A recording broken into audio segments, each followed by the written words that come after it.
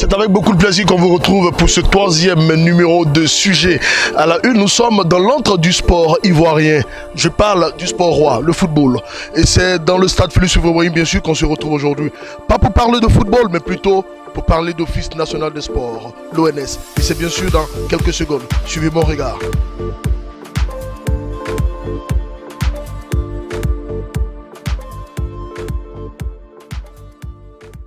Bonjour Madame la Directrice, pour ce troisième numéro, nous sommes dans l'antre du football ivoirien, le stade Félix Houphouët-Boigny. C'est aussi le lieu où se trouve l'Office national des sports.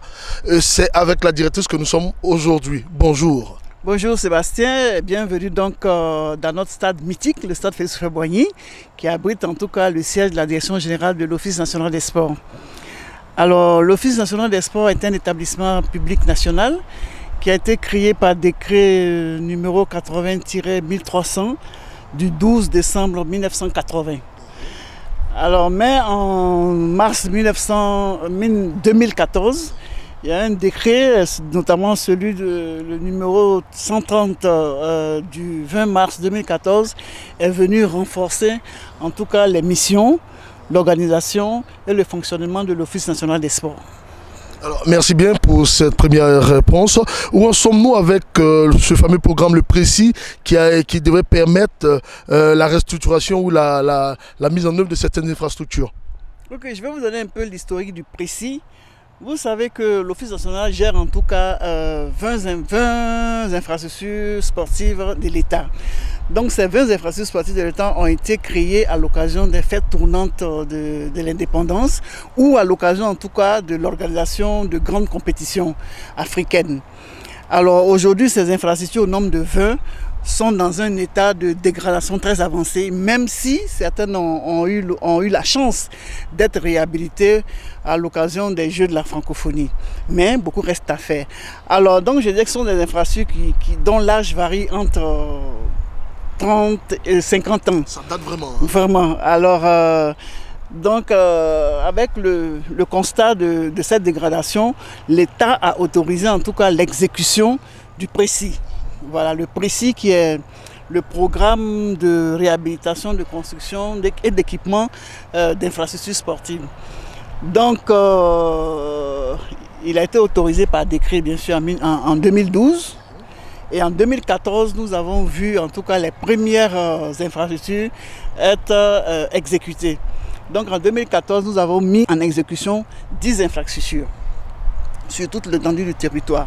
À Fekese-Dougou, à Abidjan, Koumansi, dans certaines communes, à Trècheville, à Korogo, à Issia, à Gagnoa. Voilà, ces infrastructures en tout cas ont été mises en exécution par rapport au Précis. Donc aujourd'hui, de ces 10 infrastructures, nous aurons en tout cas 4 infrastructures qui vont connaître la fin des travaux, donc la remise des clés en présence de Monsieur le ministre au mois de février. Il s'agit donc du complexe sportif de Bincherville qui a fait peau neuve. Il s'agit du complexe sportif d'Angré, en tout cas pour les riverains de ce quartier. Il s'agit également du complexe sportif de Biafra et puis notamment, évidemment la piscine d'état de Trècheville. Voilà, donc au mois de février, toutes ces infrastructures seront remises en présence de Monsieur le ministre au mois de février, dans le cadre en tout cas du Précis. Alors comment se fait la gestion de ces infrastructures? Puisqu'elles étaient tombées en désuétude, vous êtes aujourd'hui en train de les remettre à neuf. Comment se fait la gestion des infrastructures pour que demain nous puissions éviter un tel état de fait? Ok, vous savez que le décret de l'Office national des sports dit que l'Office national qui est NEPN doit apporter en tout cas des ressources propres. Au fil des années, en tout cas le budget pour la maintenance et l'entretien de ces infrastructures a diminué. Donc nous avons voulu en tout cas mettre en œuvre le décret. Parce que le décret, les ressources propres que nous devons avoir proviennent de la location de nos infrastructures, proviennent également de toutes les publicités qui sont sur nos infrastructures et puis de bien d'autres choses.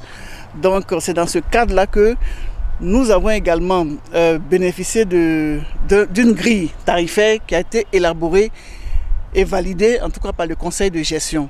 Mais cette grille tarifaire a été faite, il faut le dire aussi, est consensuelle parce que dans le conseil de gestion, il y a le représentant des fédérations sportives nationales qui a envoyé à une session du conseil, en tout cas qui a envoyé la sollicitation des fédérations, ce qui a été pris en compte et validé par le conseil de gestion. Donc, ce que nous demandons en tout cas d'abord au mouvement sportif et aux fédérations et les associations qui sont affiliées à ces les associations sportives qui sont affiliées aux fédérations, c'est juste un accompagnement. On ne pourra pas parler de location, mais c'est juste leur participation à l'effort de l'État parce qu'il faut que nous arrivions à développer des stratégies pour maintenir et pour entretenir ces infrastructures. Donc c'est l'accompagnement du mouvement sportif qui est attendu donc à travers cette grille tarifaire qui est vraiment des sommes assez dérisoires. Je crois que vous avez tout prévu, on va s'installer pour continuer l'interview, si vous permettez.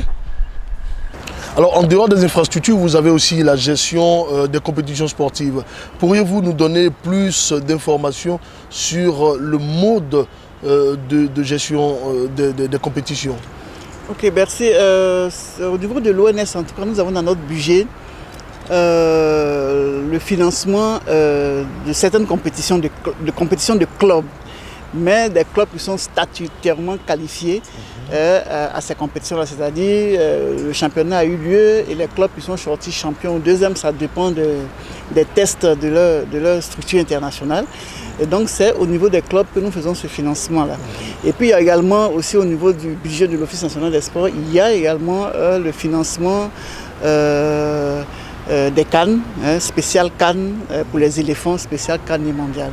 Voilà, donc les fédérations ou les associations déposent en tout cas à notre niveau le projet de financement qui est analysé, discuté et puis validé par moi-même et le contrôleur budgétaire, puisque la dépense est déjà autorisée dans notre budget et c'est à partir de ce moment-là que la prise en charge, les documents financiers sont établis, la procédure est suivie et qui arrive jusqu'au financement et pour la prise en charge financière en tout cas par l'agent comptable. C'est pas compliqué, c'est comme tous les autres financements, mais cela doit s'adosser sur la véracité d'un budget qui a été autorisé, qui a été notifié, qui a été avec à la base un projet de budget qui est analysé, discuté et puis validé par moi-même et le contrôleur budgétaire.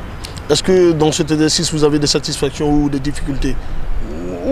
Bon, dans cet exercice, en tout cas, depuis que nous sommes là, nous essayons de faire en sorte que tout se passe bien. En tout cas, que les premiers bénéficiaires qui sont les associations ou les fédérations soient satisfaites.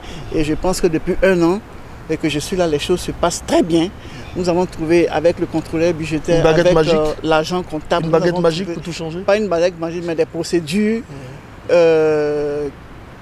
qui sont officielles, mais qui sont plus accélérées pour pouvoir permettre en tout cas à nos équipes d'être présentes à temps et au moment voulu sur le lieu de la compétition.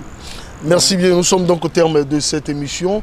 Vous nous avez prêté vos locaux, vous nous avez prêté votre temps. Quel serait votre mot de fin?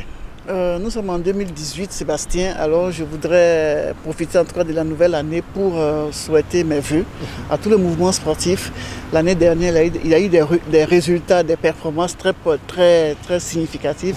Et donc, 2018 soit encore 2 fois plus intéressant en matière de résultats, de performances pour nos athlètes, pour tout le mouvement sportif ivoirien. Et puis, prier aussi le bon Dieu pour que notre patron à tous, le ministre des Sports en tout cas, continue à trouver la source d'inspiration qui aujourd'hui permet au mouvement sportif d'être unis, d'échanger, de discuter. Voilà. Point final donc à ce 3e numéro de notre émission Sujet à la Une. J'ai pris beaucoup de plaisir à le présenter. Nous étions avec Madame la directrice générale de l'Office national des sports, Madame Koné Mariam, qui a pris beaucoup de plaisir aussi à nous ouvrir les portes de son établissement. On se retrouve dans une semaine pour un autre numéro. Merci. Okay.